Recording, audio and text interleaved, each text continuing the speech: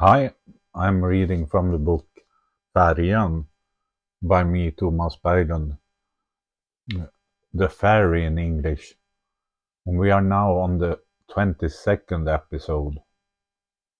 A month for me revolves a lot around getting sick pay, and then I'm at the employment service on Monday, plus Wednesday, Tuesday, Wednesday, and Thursday I have housing support, and Wednesday plus Thursday evening it's chess. I've resumed playing chess. I played it in Peter Chess Club when I was 14 to 15 years old. Elspin has given me so much, yet I can be completely anonymous when I go out in the city. I have no one who recognizes me or greets me. It's really nice, absolutely fantastic. Really, one day a week I have something called a leisure contact person. Elspin municipality is also responsible for that. I visit and drink coffee with the woman in Övreby, a small community in Älvsbyn. No, overall, I'm very grateful to Älvsbyn's municipality. I don't think I could have been treated better anywhere else. I will probably never be able to repay everything I have received, but sometimes I think that it's valuable that I stay on my feet and contribute to the living population. I am a fairly small burden when I stay healthy and on the right track. I value life itself very highly. There is something very important in me living and taking part in society. Sometimes it can sound like we who are beneficiaries are just weighing down society, but I think we should try to think in broader terms. Everyone is important.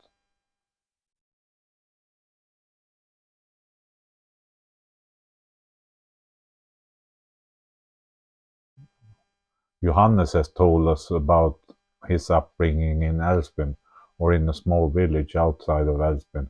He has lived here his whole life. Älvsbyn is completely natural for him. He has needed a certain type of help. I have a different type of help. When I was out in town in Turku with my son Oscar, I briefly wondered where you could buy drugs if you wanted to do that. I have no idea, and I probably don't really want to know. I'm fine without knowing that, but it should be somewhere near Coop. It really is in the center of Älvsbyn. It's clear that there are drugs in Älvsbyn, but Johannes doesn't do that. Neither do I, or his son Oscar. It's really nice.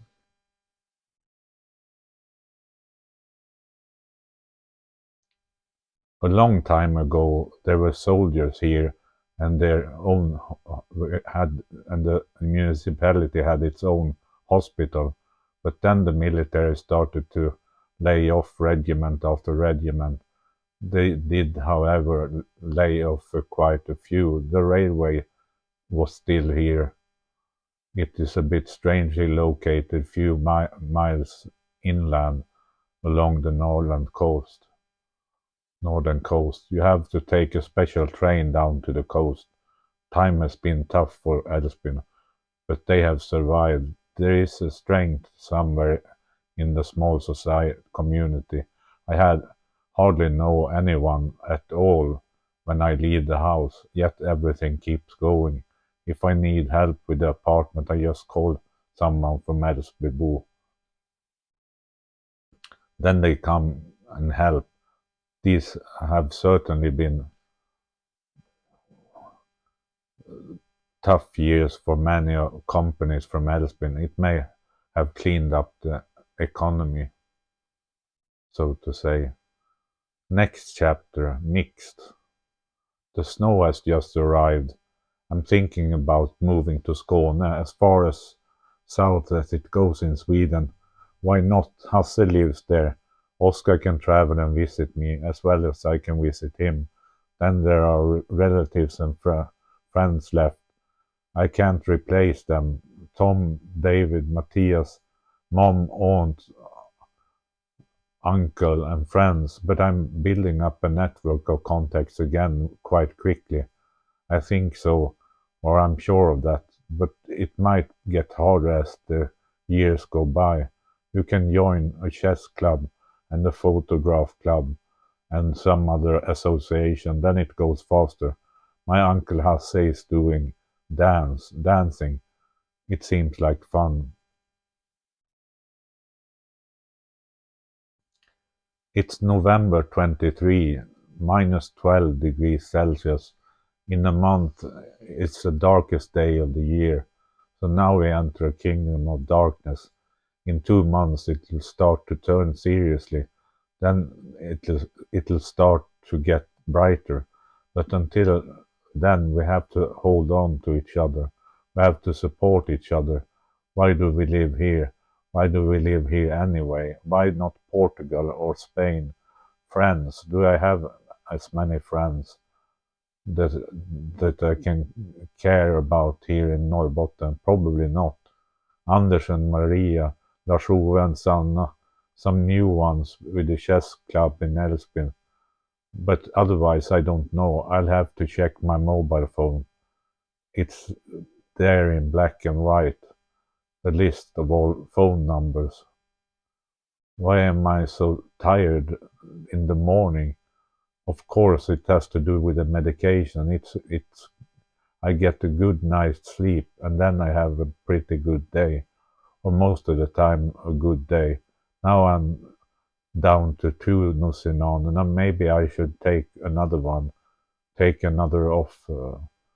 Then maybe I'll still sleep well, but I might feel a little more sluggish the next day.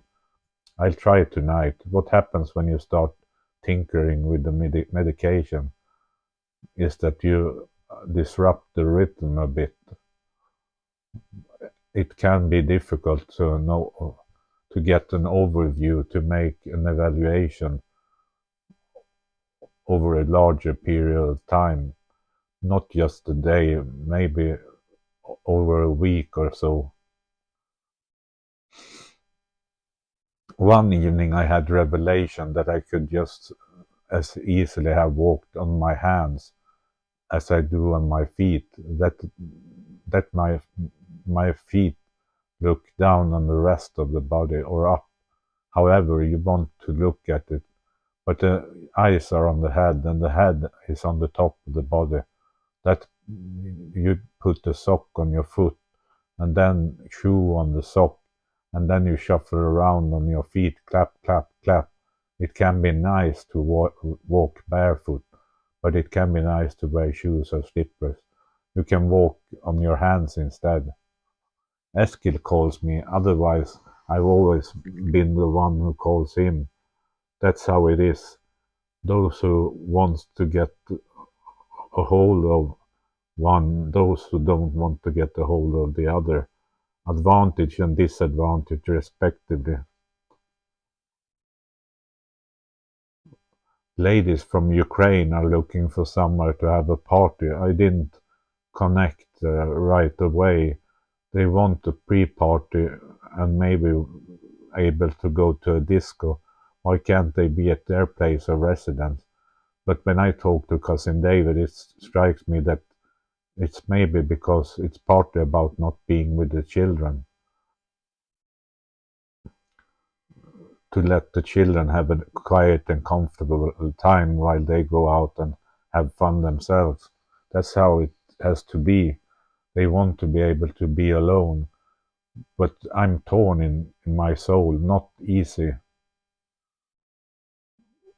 I imagine that there would be, say, 5 to 10 women gathering in my apartment, a little half drunk, and I would like the first one and the second one. It would smell of alcohol, the mood would lighten.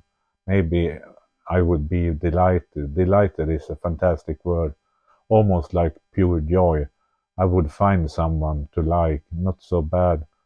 But then I see worms eating their face way off the skin and on the women's faces. The skeletons start to take over and the room starts buzzing with flies. Someone opens my medicine cabinet and tries to take a pill. Now it's getting really dangerous. Some substances shouldn't be mixed with alcohol. What else could happen on an evening with 10 Ukrainian women? One of my neighbors might call up the troubleshooting hotline. Two women start playing chess.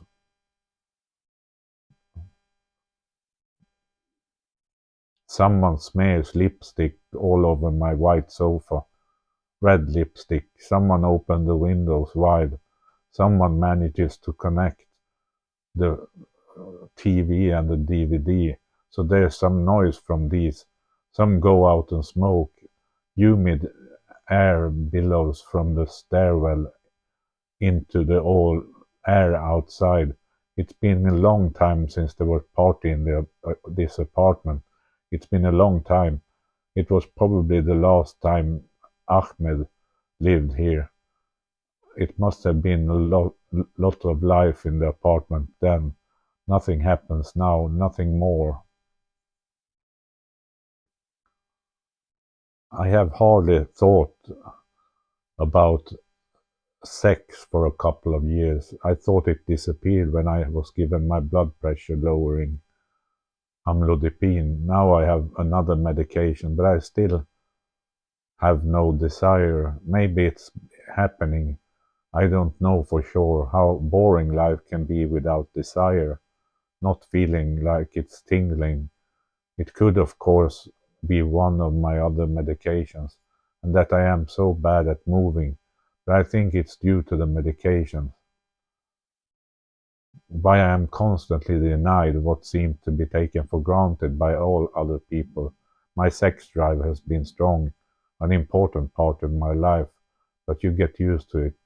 When it comes to the Ukrainian mothers, I probably let caution and reason take precedence.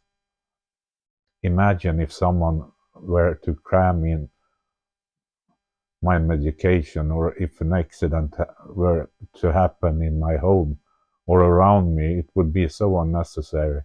Oscar is an adult and he can make his own decisions. My relationship with him probably wouldn't be affected much no matter what happens. Boredom and nothing should come first and foremost in my life. It feels like I've started to get back on my feet, and I don't want anything, the whole world, to be able to take that away from me. I want to have my own life, my own life.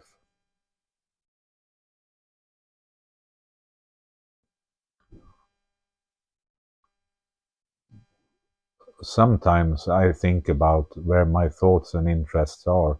Of course, it varies a lot over a day and over a week, maybe over a month or 6 months, a year, but it's about things that come back to my mind over and over again. It can sometimes feel like I'm going around checking one thing with the next.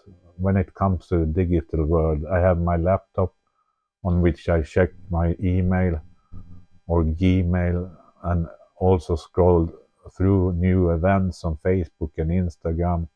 I check LinkedIn. Right now I am active seller on Blocket and an active trader of cryptocurrencies on two crypto sites.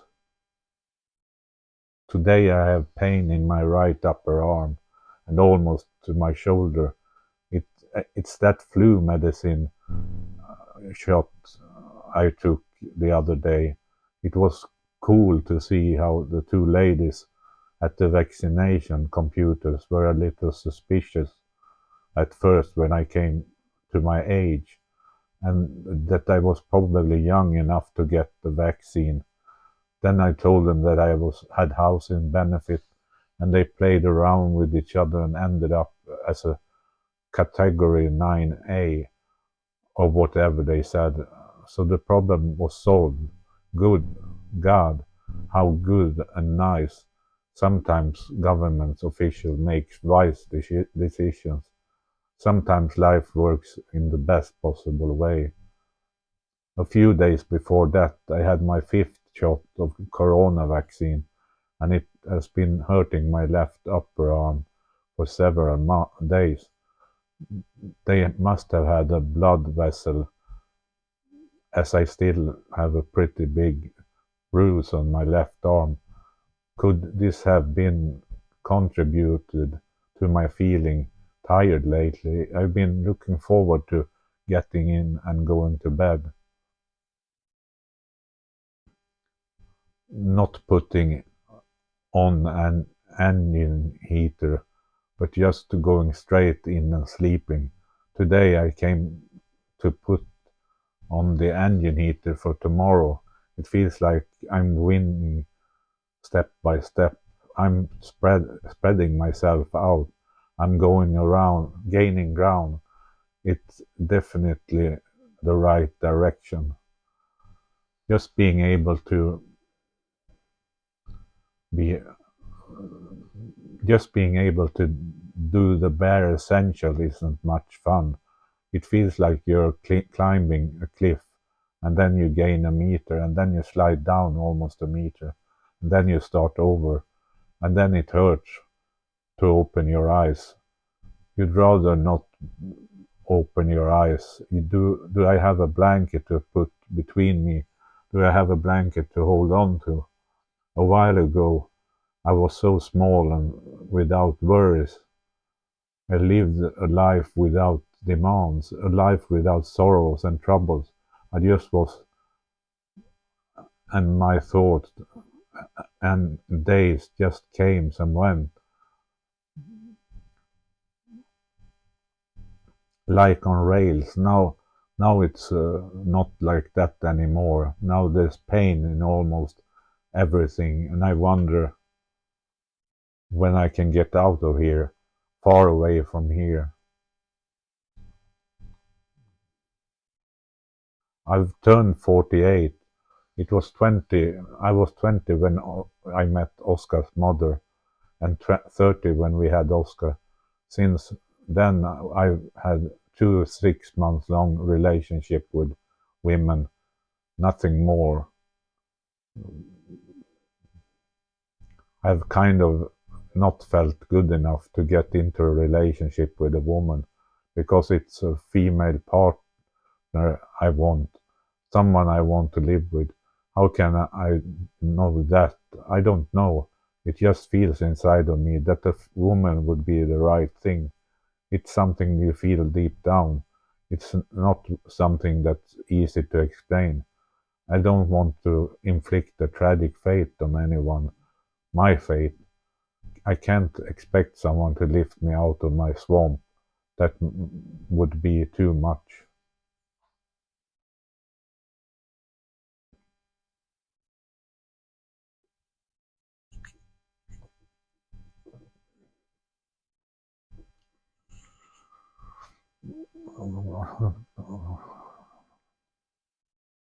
It's a cold day, November 25th, not really cold. The thermometer in the computer shows -3 degrees Celsius.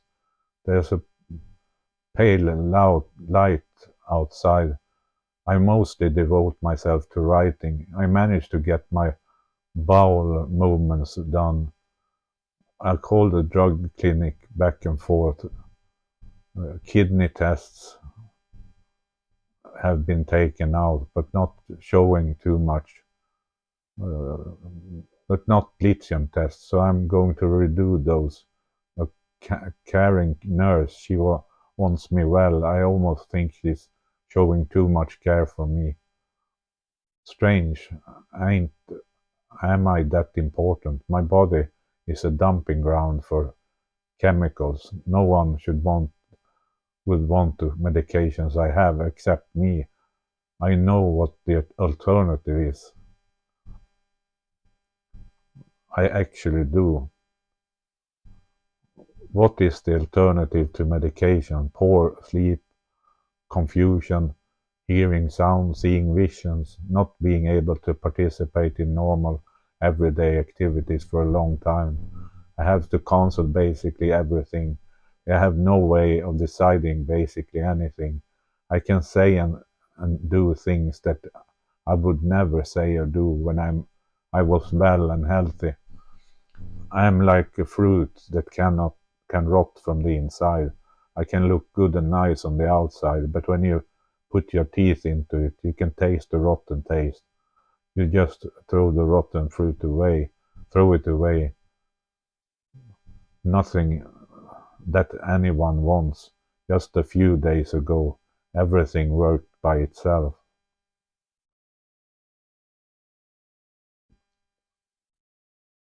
That was the 22nd episode.